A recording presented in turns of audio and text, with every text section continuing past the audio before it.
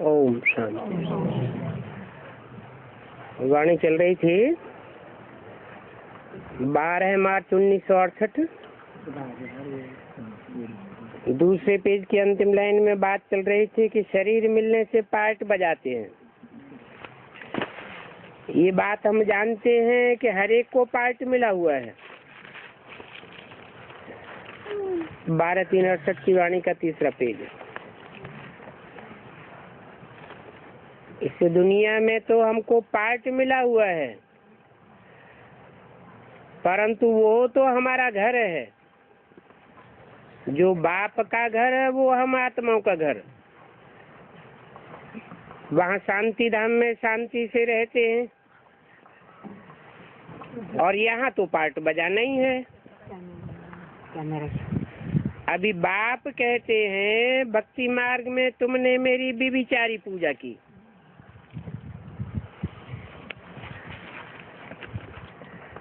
भक्ति मार्ग भी पहले सतो प्रधान, बाद में तमो प्रधान होता है। सतो प्रधान थे तो एक की भक्ति करते थे, तमो प्रधान बने तो अनेकों की भक्ति करने लग पड़े। जब व्यभिचारी पूजा थी तो भी दुखी नहीं थे। पूजा में भी जब व्यभिचार पैदा होता है तो दुखी हुए। अभी बेविचारी भक्ति में आने से तुम कितने दुखी बन गए हो। अभी बाप कहते हैं दैवी गुण धारण करो,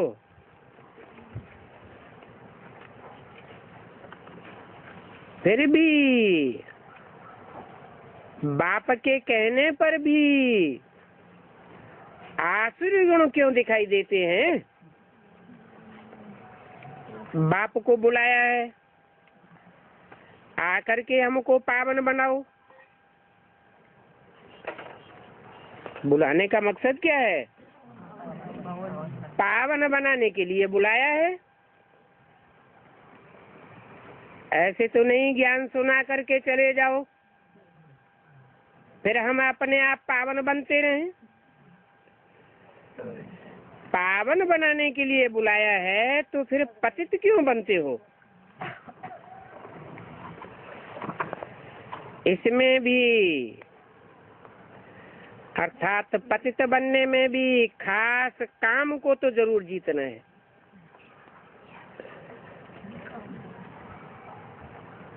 कहते हैं काम जीते जगत जीत, तो तुम जगत जीत बन जावेंगे ना। यहाँ तो इस दुनिया में किसी को पता नहीं है कि अभी किसका राज्य है। अभी कोई राम राज्य नहीं है। अभी तुम समझते हो और उनको समझाते हो तो गाली देते हैं कि अरे गांधी जी हमको राज्य दे करके गए, इतनी मेहनत की और ये कहते हैं कि ये रावण राज्य है। आत्मा शरीर द्वारा गाली देगी। ईविल सोल है ना, जो ईविल सोल होती है वो पवित्र सोल को माथा टेकती है।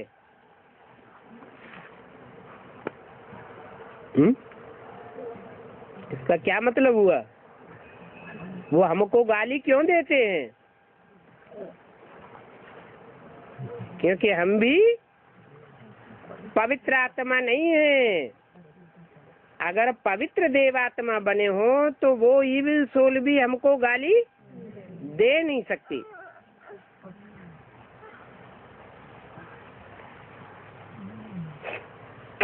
उनके लिए कहते हैं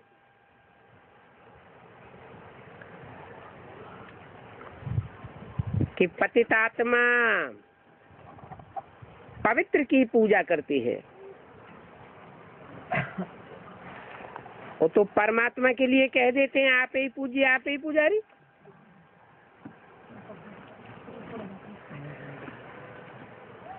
गोया परमात्मा को भी नीचे ले जाते हैं। बाबा को भी कहते हैं आपकी सोल प्योर भी है और ईविल भी है। अरे बाप को ऐसा कहना ये तो पाप हो गया।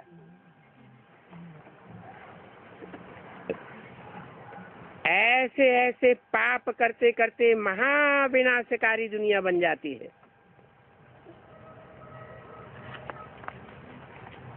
गरुड़ पुराण में भी रौरव नरक कहते हैं, जहाँ दिखाते हैं कि बिच्छू टिंडन सांप काटते रहते हैं। तो देखो शास्त्रों में क्या बैठ दिखाया है। मनुष्य तो कुछ भी नहीं समझते। ऐसे बेसमझ मनुष्यों को आसुरी बुद्धि कहो तो बिगड़ जाते हैं, बिल्कुल ही जैसे इडियट बुद्धि। बंदर सेना भी दिखाते हैं ना, कहते हैं बंदर सेना ली रावण को मारने के लिए। अभी तुम समझते हो कि हमें ही बंदर सेना है। ये बंदरों की सेना जब मंदिर लायक बनेगी तो रावण राज्य को खत्म कर देगी। तुम्हारा ये बंदर नाम क्यों रखा है? बंदर क्योंकि भल सूरत मनुष्य की है।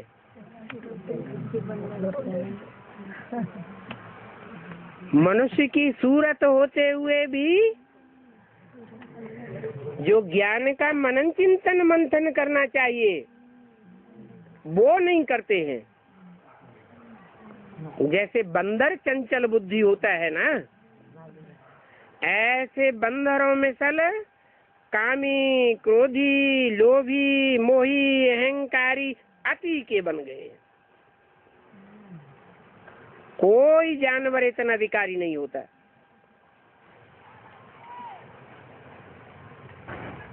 तुम खुद भी जानते हो, पहले तो हम बंदर से भी बदतर थे। अभी बाप आए हैं तो हमको ऐसा ऊंच बनाते हैं। कैसा ऊंच? जैसे ये लक्ष्मी नारायण है जिनकी शास्त्रों में भी कोई ग्लानि नहीं है और हिस्ट्री में कोई इनको ग्लानि करते हुए नहीं सुना। ये भी बाप ने समझाया है। ये जो शास्त्रादि हैं ये सब भक्ति मार्ग के हैं। क्यों? शास्त्र हैं अनेकों प्रकार के और उन शास्त्रों को अनेकों मनुष्यों ने लिखा है।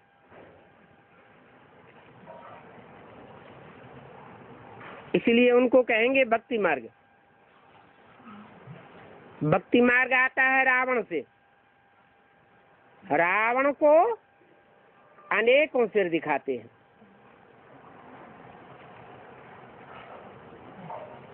तो अनेक गुरुओं का जो मार्ग है वो है भक्ति मार्ग, और ज्ञान मार्ग का तो एक ही गुरु है और एक से ही ज्ञान आता है। रावण से भक्ति आती है और एक राम से ज्ञान आता है। रामलीला खेलते हैं तो राम को एक मुख और रावण को 10 मुख दिखाते हैं। अर्थ तो कुछ भी नहीं समझते।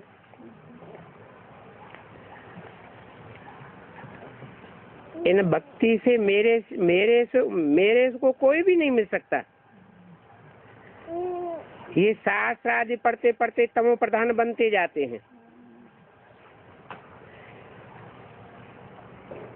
तमो प्रधान बन गए हैं इसलिए मुझे बुलाते हैं।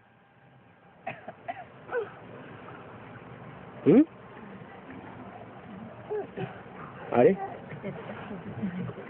शूटिंग पीरियड में अच्छा वहां तो तमो प्रधान बन गए 63 जन्मों में, और यहाँ शूटिंग पीरियड में कब बुलाते हैं? हैं? जब सतो प्रधान होते हैं तब नहीं बुलाते।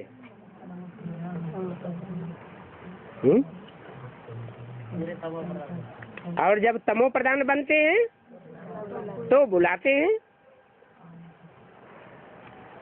कहते हैं आकर पावन बनाओ।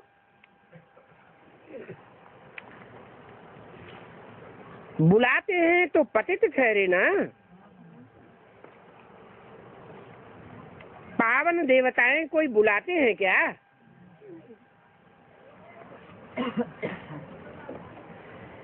इसलिए बाबा स्लोगन बनाते रहते हैं कि अपने आप से पूछो कि हम कहाँ के वासी हैं। पतित तमो प्रधान भ्रष्टाचारी कलयुगी दुनिया के वासी हैं या श्रेष्ठाचारी सतयुगी दुनिया के वासी हैं? मनुष्यों की तो बुद्धि ऐसी है जो कुछ भी समझते नहीं है। जो निश्चय बुद्धि होते हैं वो तो विजयते हो जाते हैं, और अनिश्चय बुद्धि हार खाते रहते हैं। जो निश्चय बुद्धि होते हैं रावण पर विजय पा करके राम राज्य में आ जाते हैं। कैसे? निश्चय बुद्धि माना एक बाप को पहचान लिया तो निश्चय बुद्धि हो गई। पहचान लिया तो एक बाप राम की तरफ भागेंगे या 10 सिर वाले की तरफ भागेंगे? बाप कहते हैं मुख्य है काम विकार, इसी पर जीत पानी है। इस पर कितना हंगामा होता है। यज्ञ के आदि से लेकर के अभी अंत तक किस बात पर हंगामा होता चला आया? इसी काम विकार पर हंगामा होता आया है। गाते भी हैं, अमृत छोड़ विख क्यों खाते हो।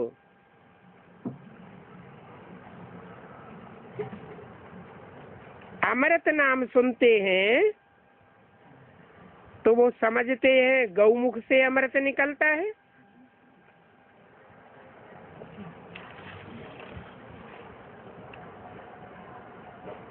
गौमुख से कहते हैं ना गंगा निकली। अरे गंगा के जल को ही थोड़े ही कहेंगे अमृत जल।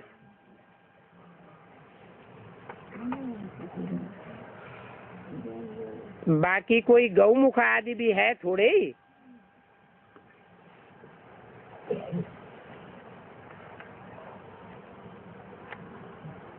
तो जो गौमुख शास्त्रों में गाया हुआ है वो किसकी यादगार है?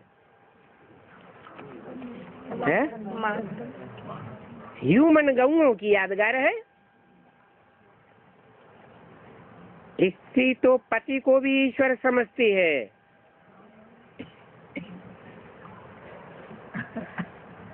उनके चरण धो करके उसको अमृत समझ करके पीती है। अगर वो ही अमृत है तो वो अमृत पी करके हीरे समान बन जावे ना।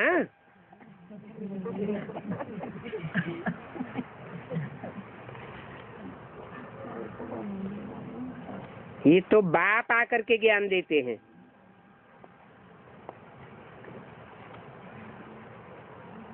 कि शंकर के सिर पर जो ज्ञान गौ दिखाते हैं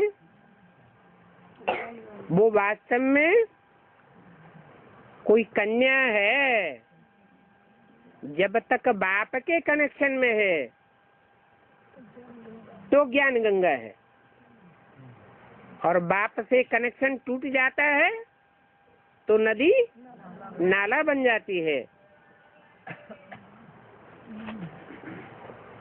अभी तुम इस ज्ञान से ही रे समान बनते हो।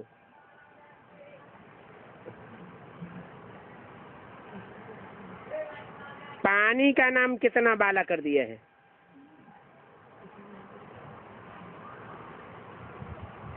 कहाँ पानी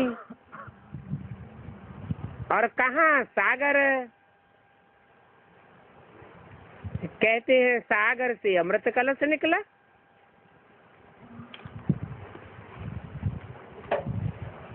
तुम ब्राह्मणों को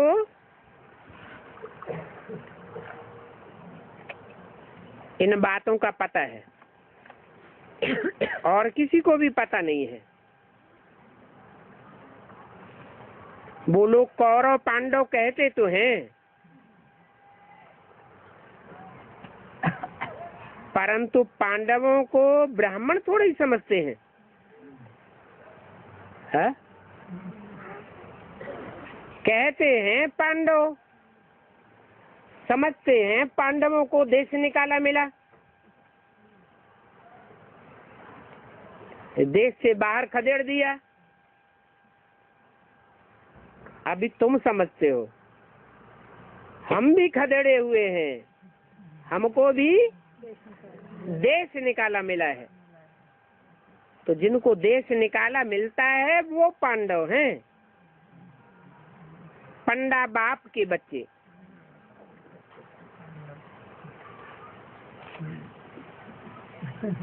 तुम सच्चे ब्राह्मण हो। गीता में ऐसे अक्षर नहीं है जो पांडव को ब्राह्मण समझे।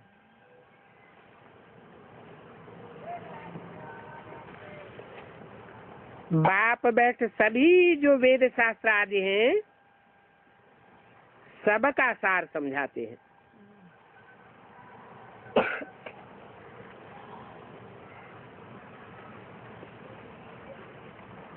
कौन से हैं वेद शास्त्र? एक तो बाहर की दुनिया के हैं, वो तो ब्रह्मा के तन में बैठ समझाया। बेसिकली मूल पॉइंट सुने समझे, परंतु शास्त्रों में तो लिखा हुआ है कि ब्रह्मा के मुख से वेद निकले। विद्यमान जानकारी, वेद माना जानकारी का ग्रंथ। अब कोई ऐसे थोड़े ही है जैसे भक्ति मार्ग में समझते हैं कि ब्रह्मा ने मुंह खोला और उसमें से चौपड़ियां निकल पड़ी। नहीं, जो ज्ञान सागर बाप है वो आकर के ब्रह्मा में प्रवेश करते हैं और सच्ची ज्ञान की बातें सुनाते हैं, जिससे सच्चखंड स्थापन होता है। परंतु सिर्फ सुनने सुनाने से कुछ नहीं होता। ब्रह्मा ने और ब्रह्मा कुमार कुमारियों ने क्या किया? सुना और सुनाया, लेकिन समझा तो कुछ भी नहीं। जैसे भक्ति मार्ग के शास्त्र 63 जन्म सुनते चले आए, परंतु सदगति हुई क्या? सुनने के साथ साथ समझना भी जरूरी है, और जो समझा हुआ होगा वो दूसरों को भी समझाएगा जरूर। तो सुनना, समझना और फिर धारण करना, तीनों ही बातें चाहिए। तो 3 मूर्तियां निमित्त बनी हुई हैं। ब्रह्मा द्वारा सुप्रीम सोल बाप आकर के सुनने सुनाने का काम कराते हैं।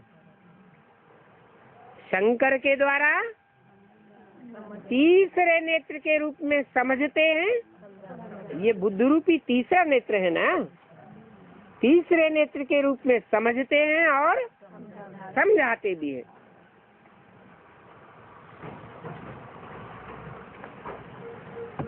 तो ये दूसरी सीढ़ी हुई, ये आखिरी सीढ़ी हुई। दूसरी सीढ़ी हुई माने आखिरी सीढ़ी इससे ऊंची होनी चाहिए। हाँ? विष्णु द्वारा धारण करने का काम होता है। सुनने सुनाने से भी ऊपर और समझने समझाने से भी ऊपर धारण करना और दूसरों को करण। जिसको खुद ही धारणा नहीं होगी तो उसका असर दूसरों के ऊपर पड़ ही नहीं सकता। फिर शंकर को ऊंचे तबक्के में क्यों दिखाया हुआ? विष्णु को नीचे तबक्के में बैठाया है और शंकर को ऊंचे तबक्के में बैठाया है। ऐसे क्यों कर दिया? क्योंकि विष्णु रूप धारण करने वाला अगर समझेगा ही नहीं तो धारण भी नहीं कर सकता। मुख्य है समझना और समझाना। परंतु शंकर कोई मनुष्य नहीं है। क्या? शंकर को तो ऊंचा इसलिए रखा गया है कि भगवान बाप आते हैं तो ऊंचे ऊंचे देव आत्मा में प्रवेश करते हैं, कोई मनुष्य आत्मा में प्रवेश नहीं करते हैं। इसलिए बोला भी है, ऊंचे ऊंचे बाप को जरूर ऊंचे ऊंचे में प्रवेश करना पड़े। इसका मतलब और जो धर्म पिताएं हैं नंबरवार आने वाले, वो ऊंचे ऊंचे में प्रवेश नहीं करते हैं। वो नंबरवार जो और कन्वर्ट होने वाले कच्चे देवताओं के हेड्स हैं, उनमें प्रवेश करते हैं।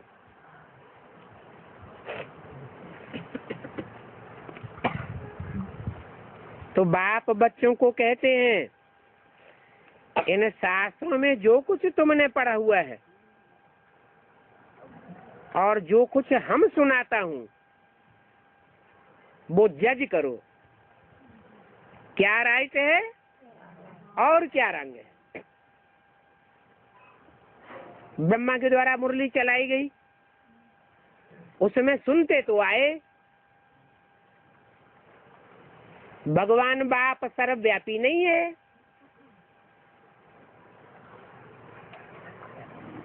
और यहाँ बाप बताते हैं कि भगवान बाप सर्वव्यापी नहीं है, वो तो ठीक, परंतु फिर एक व्यापी क्यों नहीं बताते? ये भी तो बताना पड़े कि सर्वव्यापी नहीं है तो एक व्यापी कहाँ है। अगर एक व्यापी नहीं बताते तो सर्वव्यापी नहीं है ये भी कहने का कोई मतलब नहीं होता। ऐसे ही ब्रह्मा के मुख से बोला गीता का भगवान कृष्ण नहीं है, सुना और सुनाया।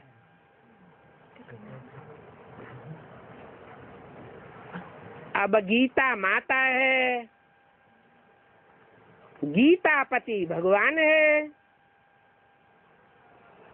तो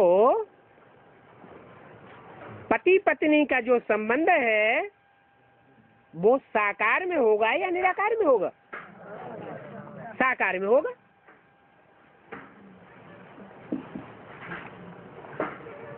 गीता है, गीता माता,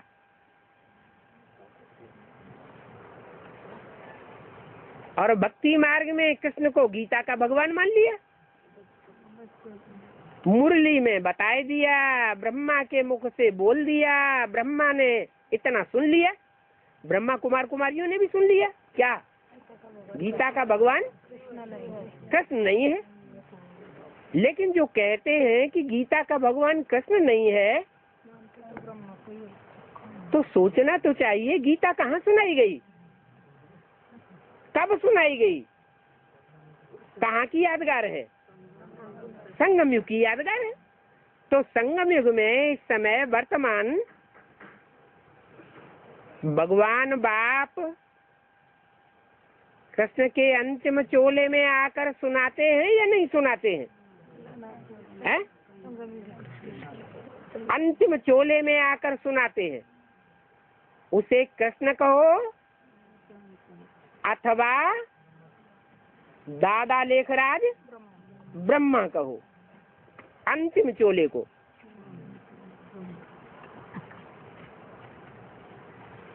जिसके मुख से सुनाया,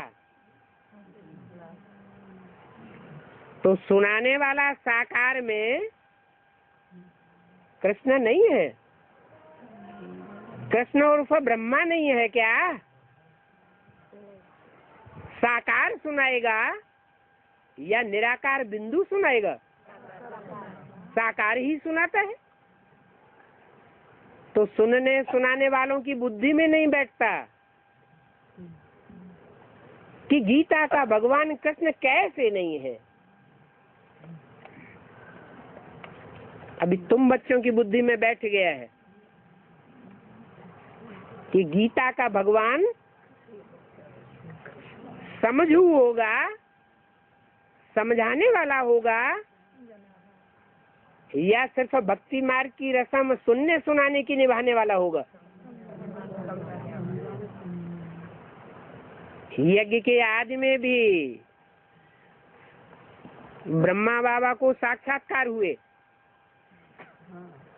उन साक्षात्कारों को सुनने वाला और सुनाने वाला भी था। जिसको साक्षात्कार हुए उसने पहले सुनाया,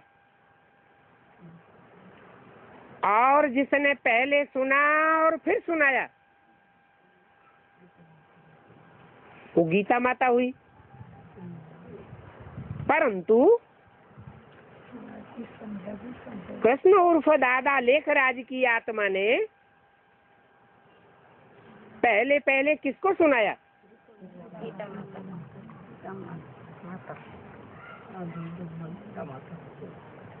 कृष्ण बच्चा है, बच्चा बुद्धि कहा जाता है। बच्चे के रूप में कृष्ण की ज्यादा पूजा भी होती है। तो बच्चा पहले माँ के पास पहुँचेगा या बाप के पास पहुँचेगा? साक्षात्कारों का अर्थ समझ में नहीं आया, गुरुओं ने नहीं बताया, विद्वान पंडित आचार्यों ने वाराणसी में नहीं बताया। आखिर तसल्ली कहाँ मिली? किसको बताया जाकर? माता को बताया। परंतु कृष्ण जिस गीता माता के पास पहुंचता है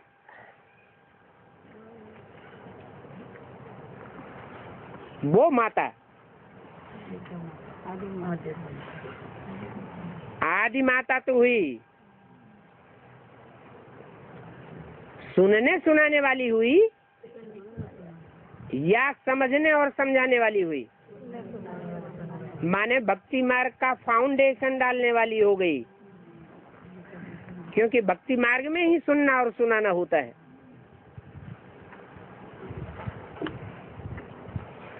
उस माता ने जब ब्रह्मा बाबा के भागीदार को सुनाया, उसी समय शिव ज्योति बिंदु ने सुनाने वाले में भी प्रवेश किया और जिसको सुनाया गया उसमें भी प्रवेश किया। क्योंकि प्रजापिता नाम ही तब पड़ता है जब पहले ब्राह्मण बने। इसलिए बोला ब्राह्मण बने बगैर प्रजापिता होता है क्या? जब प्रजापिता ही ब्राह्मण नहीं होगा तो बच्चे कहाँ से ब्राह्मण होंगे? तो पहला ब्राह्मण कौन हुआ? प्रजापिता। ब्राह्मण कब बनता है? जब ब्रह्मा के मुख से सुने, और ब्रह्मा सुनने सुनाने वाला, भक्ति मार्ग का फाउंडेशन डालने वाला।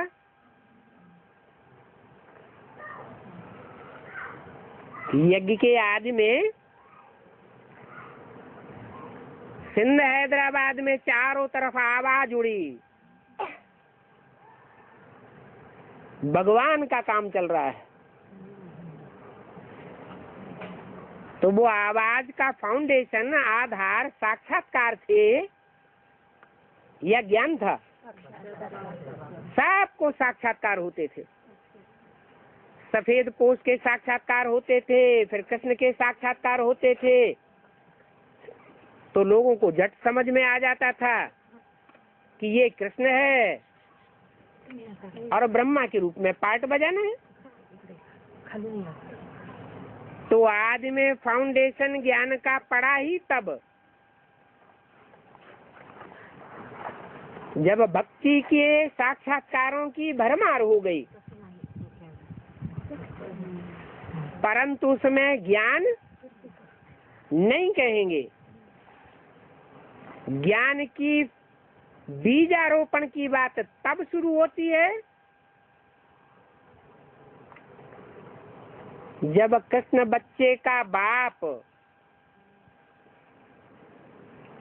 उन साक्षात्कारों का क्लैरिफिकेशन का बीज डालता है।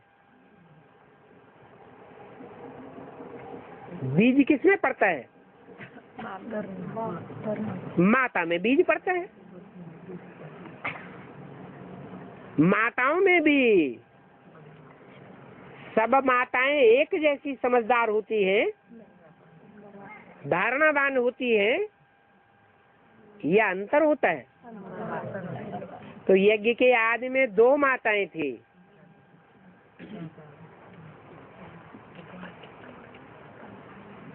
एक माता ऐसी भी थी जिसके लिए कहें कि आदि सो अंत। जब नई सृष्टि की शुरुआत होती है, राधा कृष्ण का जन्म होना होता है, तो कोई आत्माओं के संस्कार मिलकर के एक होते हैं जिन्हें कहा जाता है लक्ष्मी नारायण, और जिनसे राधा कृष्ण जैसे बच्चों का जन्म होता है। 2 पत्ते पहले इस सृष्टि पर जन्म लेते हैं, एक पहले और 1 सेकंड बाद राधा बच्चा। तो सृष्टि के आदि में ही 2 आत्माएं विष्णु स्वरूप थी, जो यादगार दिलवाड़ा मंदिर की कोठरियों में रखी हुई है। हर कोठरी में कितनी आत्माएं दिखाई गई हैं? नहीं, 2 माँ बाप और 2 बच्चे दिखाए गए हैं। हर कोठरी में विश्व स्वरूप की यादगार है। तो बच्चे तो बाद की बात हुई, पहले कौन? माँ बाप। तो सृष्टि के आदि में राधा कृष्ण रूपी जो विष्णु हैं, वो तो बच्चे के रूप में है। उनके संस्कार भला आपस में मिले हुए हैं, लेकिन वो औलाद किसकी है? रचना किसकी है? अपने माँ बाप की। और वो ऐसे माँ बाप हैं जिनका कोई भी माँ बाप ऐसा होता नहीं।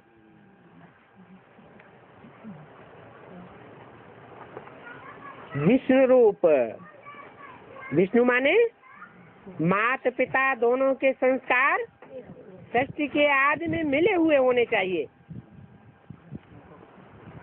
अगर आदि में मिले होंगे तो अंत में भी मिले हुए होने चाहिए, आदि सो अंत। तो सन 36 में जिस समय भागीदार के द्वारा उन साक्षात्कारों का अर्थ सुनाया जा रहा था, उस समय दोनों माताएं मौजूद थी। एक माता सुनने सुनाने तक बुद्धि से पहुंची हुई थी, और दूसरी माता भी थी जिसने सुनने सुनाने के साथ ये भी आभास कर लिया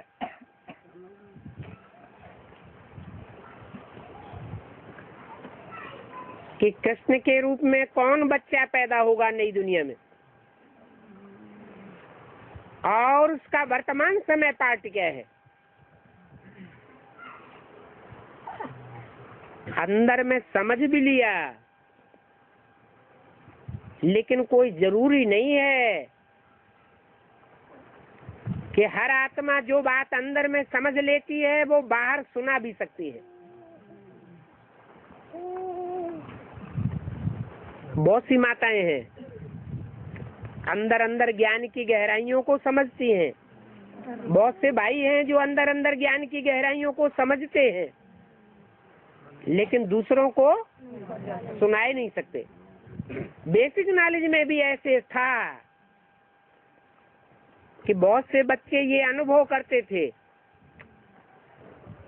कि जो हमको मुरलियों में सुनाया जा रहा है इसका अर्थ कुछ और तरीके से है, लेकिन बोल नहीं पा रहे थे। क्योंकि हर एक बात में कोई न कोई निमित्त होता है, और निमित्त जब आगे आता है तो पीछे पीछे उसके फॉलोअर्स आ जाते हैं। तो यज्ञ के आदि में समझने और समझाने का फाउंडेशन डालने वाला, ज्ञान का बीज डालने वाला बाप एक ही था। परंतु जैसे छोटे छोटे बच्चे होते हैं, शिशु कहा जाता है, गोद के बच्चे,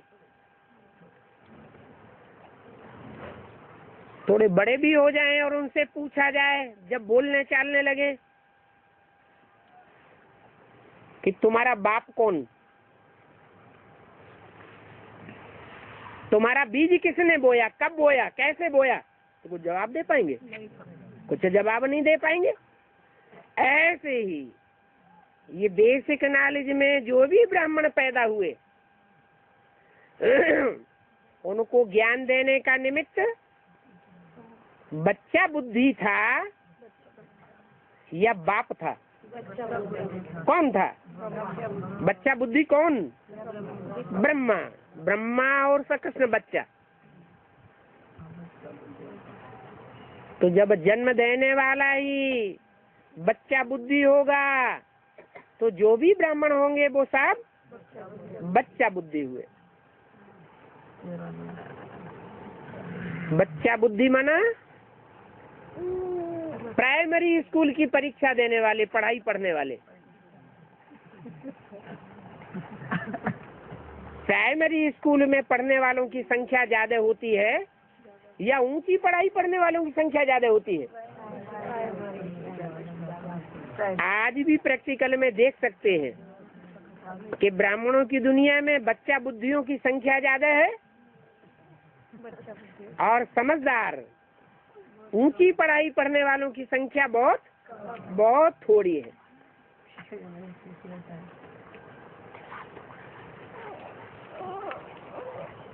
तो बोला तुमने जो शास्त्रों में पढ़ा है कि ब्रह्मा के मुख से वेदवाणी निकली, परंतु उन वेदों के श्लोकों को अगर हिंदी में, मराठी में लिख भी दिया जाए अर्थ करके तो कुछ भी समझ में नहीं आवेगा। ऐसे ही जैसे कि कोई बाहर का आदमी आए और उसको मुरली सुना दो तो कुछ भी समझ में नहीं आवेगा। हम भी पहले कुछ नहीं समझते थे कि मुरली क्या है। ये तो बाप है जो पहले बाप के रूप में बीजारोपण करता है। यज्ञ के आदि में बीजारोपण किया, माँ ने बच्चों को पाला, ब्रह्मा ने बच्चों को पाला, फिर बाप फिर प्रत्यक्ष होता है प्रत्यक्षता वर्ष में, जिसकी घोषणा मुरली में ही कर दी गई। इन्हें लक्ष्मी नारायण का जन्म कब हुआ? आज से 10 वर्ष कम 5000 वर्ष हुए जब इन्हें लक्ष्मी नारायण का जन्म हुआ। जो नर से नारायण बनते हैं, नारी से लक्ष्मी बनते हैं। नर से प्रिंस नहीं बनते, नारी से प्रिंसेस नहीं बनते, क्योंकि प्रिंस प्रिंसेस का तो जन्म माँ बाप से होता है। वो डायरेक्ट राजयोग बल से नर से नारायण और नारी से लक्ष्मी बनते हैं। कोई पूछे कि न लक्ष्मी नारायण का बाप कौन, इनको जन्म देने वाला बाप कौन, माँ बाप कौन, तो कोई साकार में माँ बाप है? नहीं होता है। वो तो ज्ञान की गहराइयों को समझ करके अपने जीवन को मनुष्य से देवता बनाते हैं। तो देखो शास्त्रों में क्या लिखा है, और हम अभी तक क्या समझते थे शास्त्रों को। अभी तुम प्रैक्टिकल में जानते हो कि ये जो मुरलियां निकली हैं ब्रह्मा के मुख से, वास्तव में ये वेदवाणी है, परंतु कोई भी साधारण मनुष्य से वेदवाणी के अर्थ को नहीं जानता जब तक बाप खुद आकर के उन वेदों शास्त्रों का सार आकर न बतावे। तुम समझते हो कि आगे हम सभी रंग सुनते थे, जो कुछ भी सुनते थे अनराइटियस था। अभी अनराइटियस से राइटियस बनते हैं।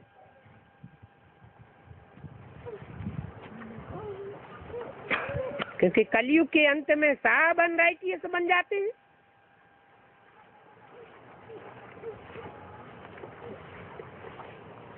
तिरसठ जन्मों की शूटिंग संगम युग में होती है। पहले कौन से वर्ण की शूटिंग होगी दुनिया में? पहले कौन से वर्ण की आत्माएं आती हैं? ब्राह्मण सो देवता वर्ण की आत्माएं आती है। सत्ययुग में देवता है। तो ब्राह्मण वर्ण की जो शूटिंग होती है सन 36 से लेकर के सामान्य रूप से सन 76 तक,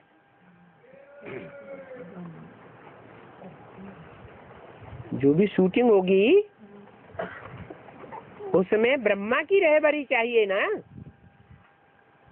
कि बिना ब्रह्मा के ब्राह्मण बन जाएंगे। तो देवता वर्ण की शूटिंग में ब्रह्मा कौन हुआ पहला? यज्ञ के आदि में सन 36 में जिसकी आयु 60 वर्ष थी, ब्रह्मा बाबा की आयु 60 वर्ष नहीं थी। उनके मुख से तो मुरली सुनाने का प्रूफ सन 47 से मिलता है। इसलिए मुरली में लिखा है कराची से मुरली निकलती चली आई है। इसका मतलब ब्रह्मा बाबा जब सिंध हैदराबाद में झगड़ा हुआ तो वहां से उठकर कराची आ गए। फिर बहुत लंबे समय के बाद झगड़े का रिजल्ट ये निकला कि कन्याएं माताएं सब बंधन में आ गई, और बंधन को झेलते झेलते वर्षों के बाद सन 47 में जब हिंदुस्तान पाकिस्तान का खून खराबा हुआ, रेलें भरी हुई काटी जाने लगी, अफरा तफरी मच गई, अपनी अपनी जान बचाने की पड़ गई। तो बंधन में डालने वाले सब भूल गए कौन हमारी बच्ची, कौन हमारी पत्नी और कौन हमारी बहन। बक खड़े हुए। उन कन्या माताओं को मौका मिल गया और वो कराची चली गई स्वतंत्र होकर के। पहले बाबा कराची में सागर के किनारे जो महल था उनका बंगला, उसमें अकेले थे। इक्का दुक्का कभी कोई आया तो आया। फिर ढेर के ढेर कन्याएं माताएं इकट्ठी हो गई, शिव शक्तियां जिन्हें कहें।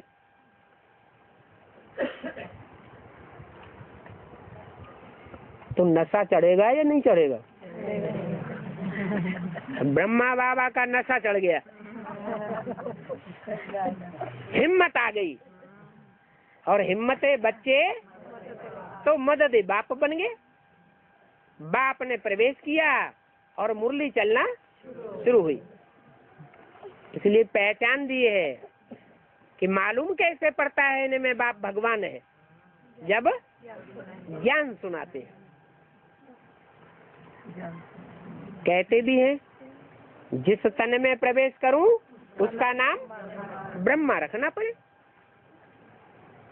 तो ये ब्रह्मा नाम सन 47 से पहले किसी को नहीं पता था। ये दादा लेखराज ब्रह्मा है। अगर पता होता तो पहले भी ओम मंडली की जगह कौन सा नाम हो जाता? ब्रह्मा कुमारी विद्यालय। सन 47 के बाद जब कराची छोड़ करके भारतवर्ष में आए, क्योंकि पाकिस्तान में ब्रह्मा को कोई नहीं मानेगा। ब्रह्मा सरस्वती की मान्यता कहाँ होगी? भारतवर्ष में। तो भारतवर्ष में जब आए तो संस्था का नाम ओम मंडली से बदल कर क्या रख दिया गया? ब्रह्मा कुमारी ईश्वरी विश्वविद्यालय। नाम रखने वाला पहला तो कोई व्यक्ति होगा, है? किसके दिमाग में तो आया होगा कि पहला नाम ब्रह्मा कुमारी रखें? पहले किसके दिमाग में आया है? राम वाली आत्मा थी ही नहीं उस समय, वो तो पहले ही चली गई। राम वाली आत्मा को तो छोड़ो, जो राम वाली आत्मा बीज रूप है षष्ठी की, उस षष्ठी की बीज रूप आत्माओं के जो भी संगी साथी बीज रूप आत्माएं हैं वो साथ चले गए आगे पीछे थोड़ा समय देकर।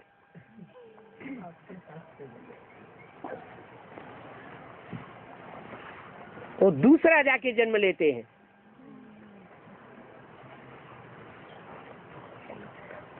और उन्हीं की बुद्धि में एडवांस नॉलेज बैठती है जिन्होंने यज्ञ के आदि में भी ब्राह्मणत्व धारण किया था और अंत में भी ब्रह्मा के मुख से निकली हुई वाणी पर ध्यान देते हैं और धारण करते हैं। ब्राह्मण कब कहा जाए? है? ब्रह्मा मुख की निकली हुई वाणी को माने और उस पर चले तो ब्राह्मण, अगर न माने तो बच्चा नहीं।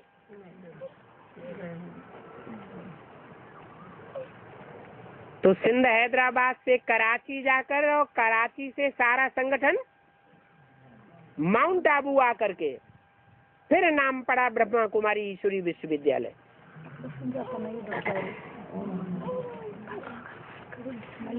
ब्रह्मा का अर्थ होता है बड़ी माँ। बड़ी गणा का नाम क्यों रखा गया? बाप क्यों भूल गया है?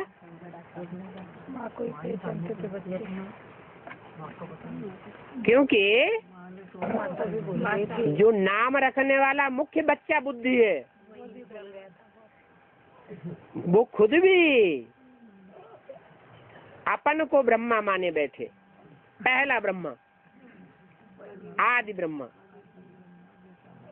अगर उनकी बुद्धि में ये होता कि मेरे को भी पढ़ाई पढ़ाने वाला यज्ञ के आदि में कोई और था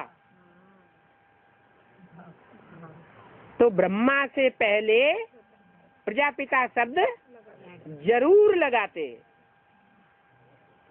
और प्रजापिता शब्द पहले ही लगाया होता तो बाद में शिव बाबा को मुरली में ये बात बोलने की दरकार नहीं पड़ती कि संस्था के नाम से पहले प्रजापिता शब्द ऐड करो। तुम बच्चे अपने नाम से आगे प्रजापिता शब्द ऐड करो। क्यों नहीं बुद्धि में आया वो बाप? क्योंकि जिस बाप के द्वारा ज्ञान का बीजारोपण हुआ वो भागीदार ब्रह्मा बाबा की दुकान में 10 साल से नौकर रहा था, भले मैनेजर था, फिर भी मालिक का क्या कहा जाएगा? नौकरी कहा जाएगा। तो नौकर के प्रति मालिक की दृष्टि कैसी होती है? गुरु की दृष्टि होती है या नीचेपन की दृष्टि होती है? नीचपन की दृष्टि होती है। तो उनकी बुद्धि में बैठा ही नहीं कि ये हमारा गुरु है। इसलिए माउंट आबू आकर के ब्रह्मा कुमारी ईश्वरी विश्वविद्यालय नाम विख्यात कर दिया और बाप को भूल गए। ये शूटिंग हो गई। क्या? बाप की जगह बच्चे का नाम डाल लेगी।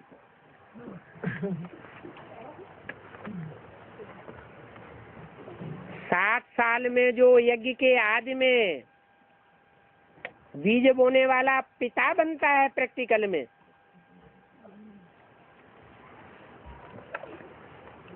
जो शास्त्रों में भी आया है, गीता में लिखा है, अहम बीज प्रदप पिता, मैं ज्ञान का बीज बोने वाला पिता हूँ। वो 60 साल की उम्र वाला पिता शरीर छोड़ने के बाद उसके 40 साल ऐड करने पड़े तो कौन सा सन आता है? 76 आता है। 76 के लिए मुरली में भी घोषणा कर दी कि इन लक्ष्मी नारायण का जन्म कब हुआ? आज से 10 वर्ष कम 5000 वर्ष हुए। तो 66 में वो 10 वर्ष ऐड करने पड़े तो 76 आता है। 76 अव्यक्त वाणी में भी बाप का प्रत्यक्षता वर्ष घोषित किया गया। क्यों घोषित किया गया? क्योंकि वो ही यज्ञ का आदि का पिता 76 में प्रत्यक्ष होता है। और उसको पहले पहले कौन पहचानता है? हैं? है? नहीं वही गीता माता आदि वाली माता, जो माता विदेशियों से पूरी प्रभावित हो गई, विदेशियों को ही अपनी गोद में पाला, इस्लामी, बौद्धि, क्रिश्चियन आदि सारे विदेशी ब्राह्मण बन करके पालना लेने लग पड़े। वो ही कच्चे ब्राह्मण जो सतयुग में जाकर के कम जन्म लेते हैं, पूरे 84 जन्म लेने वाले नहीं होते हैं, अथवा तो चंद्रवंशी होते हैं। जैसे ब्रह्मा चंद्रमा, तो ब्रह्मा को फॉलो करने वाले चंद्रवंशी। तो ब्रह्मा अगर विदेशियों से प्रभावित होता है तो चंद्रवंशी नहीं प्रभावित होंगे? वो भी प्रभावित हो गए। तो सारा का सारा ग्रुप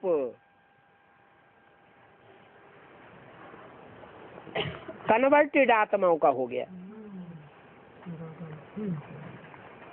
वो कन्वर्टेड आत्माएं बाप को नहीं पहचान पाती, फिर भी उनमें कोई तो ऐसा होगा जो पहला पहला सृष्टि का पत्ता बनता है।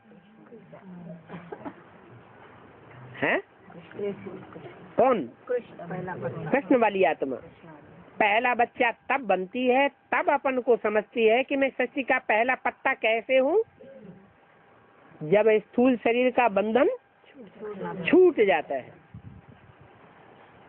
तो 76 से पहले ही वो आत्मा ये अनुभव करती है कि इस शरीर पर मेरे को मस्तक के रूप में, मस्तक में विराजमान होना है। इसलिए अव्यक्त वाणी में पहले पहले उन्होंने इशारा दिया, नहीं तो कोई ब्राह्मण की बुद्धि में ये बात आई नहीं। क्या? कि बाप का प्रत्यक्षता वर्ष कौन सा होना चाहिए? 76 उस आत्मा के द्वारा घोषित हुआ। क्यों घोषित हुआ? क्योंकि जो सृष्टि के आदि में नारायण होता है, जिसका शास्त्रों में जिक्र है कि नारायण का राज्य सतयुग आदि में था। वो नारायण वाली आत्मा अपने को बौद्धिक तरीके से बीज रूप स्टेज में धारण कर लेती है। प्रैक्टिकली यज्ञ के आदि में नहीं कहेंगे प्रैक्टिकल बीज रूप स्टेज थी। उस समय तो ये ज्ञान ही नहीं था कि आत्मा बिंदु है और आत्माओं का बाप ज्योति बिंदु है। ये ज्ञान तो मुरलियों में बाद में निकला। तो राम वाली आत्मा भी बेसिक में आती है और वो मुरलियों का ज्ञान सुनती है कि मैं हूँ आत्मा, हम सब हैं आत्मा ज्योति बिंदु, और बिंदु बिंदु आत्माओं का बाप शिव बाप भी ज्योति बिंदु। वो शिव बाप ज्योति बिंदु इस सृष्टि पर कैसे पहचाना जाता है? क्योंकि बिंदु बिंदु आत्मा है तो सब एक जैसी, कैसे पहचाना जाए? जब कोई साकार तन में आकर के ऐसा अजूबा गरूबा ज्ञान सुना दे, ऐसा नया ज्ञान सुना दे जो और कोई मनुष्य मात्र और कोई ब्राह्मण न सुना सके। इसलिए बोला पता कैसे चलता है इनमें बाप भगवान है? जब ज्ञान सुनाते। तो ज्ञानी तू आत्मा बच्चे मुझे विशेष प्रिय है। कौन से ज्ञानी तू आत्मा? जो अपने को बीज रूप स्टेज में, बिंदु रूप स्टेज में अभ्यास ही बनाए लेते हैं।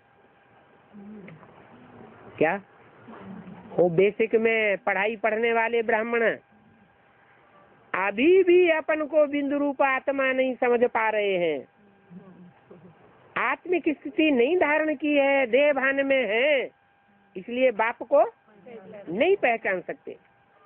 नहीं तो मुरली में ये कहने की क्या जरूरत थी? तुम्हारी आत्मा की पूरी कट उतरने पर तुम बच्चे डायरेक्ट बाप से सीखोगे। तो 60-60, 70-70 साल पुराने ब्राह्मण हैं बेसिक में, और वो अभी भी डायरेक्ट बाप को मानने के लिए तैयार नहीं। और हम बच्चों की बुद्धि में बात बैठ गई। क्यों बैठ गई? क्योंकि हमने अपने को बिंदु रूप स्टेज में अभ्यासी बनाया। उन्होंने ब्रह्मा की गोद में खेला तो कौन याद आता रहा? ब्रह्मा की देह याद आती रही। वो हो गए गोद के ब्राह्मण। कुखवंशावली कहें या मुखवंशावली कहें, वो हो गई कोख माने गोद, कुखवंशावली ब्राह्मण। और हम हो गए क्योंकि हम अभी भी दादा लेखराज ब्रह्मा के चेहरे को, चित्र को, फोटो को नहीं मानते। वो हमारे जीवन का लक्ष्य नहीं है, वो कोई देवता नहीं है, परंतु उसके मुख से निकली हुई जो वाणी है उसको हम पक्का पक्का मानते हैं।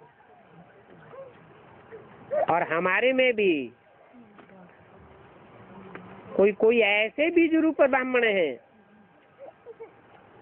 जो ब्रह्मा के मुख से निकली हुई वाणी को, जिसे मुरली कहा जाता है, उसको नहीं मानते हैं।